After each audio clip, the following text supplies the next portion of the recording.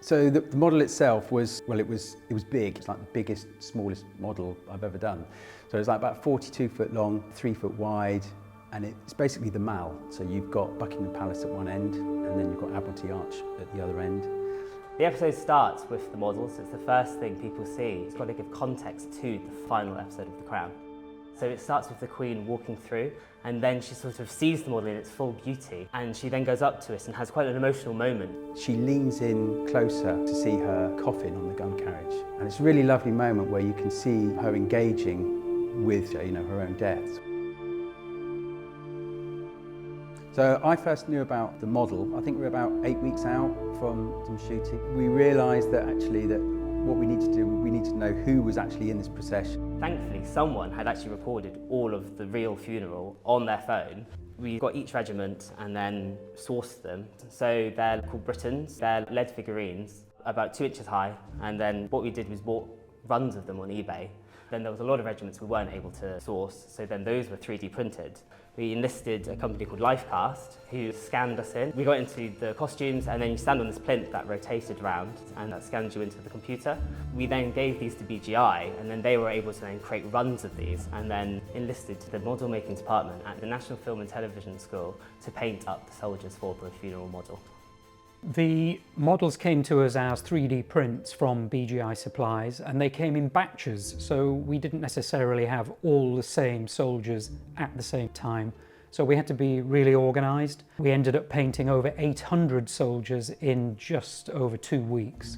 We had to make sure that all the soldiers looked consistent, kind of like they were painted by the same person, even though multiple people were working on them. I, for example, would start off by painting all the white parts, so like the white hat, the white gloves. Maybe there'd be like 50 soldiers to do, and then I'd pass it on to the next person. Altogether, 12 students spent 360 hours painting the figures for the Crown. As each particular regiment was finished, Chris Wyatt, the senior art director, would come in and collect those. As well as the students painting up the models, we also had Rob Mackey, one of the students, come along to set, and from that he was able to become our standby. With John's guidance and the training that I had from the film school, I went to the set with the knowledge and the materials that I might need. The highlight for me was the carriage that carried the coffin on it. At one point that needed fixing and attaching to the sailors that were pulling it, so they pulled that off to a side and I was there sort of gluing it back together and fixing it up. Quite a good experience.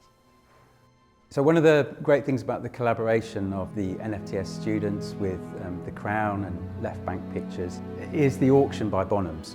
It was lovely coming back to re-establish the model. It takes 2 days to put the model together. It was an amazing experience. It was so nice to feel connected with the show again. One of my favourite, and arguably one of the most important lots in the sale, is this incredible model of the Queen's funeral. The detail that's gone in, all the regiments represented, and the scale. I mean, it is absolutely huge.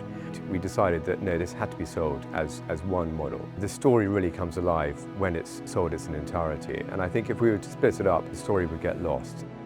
The proceeds of the model and everything being sold in live auction is going to go to the National Film and Television School, which will go on to support and create the next generation of filmmakers. It's really cool to know that the work that we did is going to contribute to the auction, because the funds raised will help give scholarships to future NFTS students wanting to do their dream courses and follow their dream careers and potentially get opportunities like we did for the Crown. I don't think I would have had the opportunity to have an experience like this anywhere else other than the National Film and Television School. So giving more people the opportunity to come here when they might not have had that opportunity, I think, it's really, really special.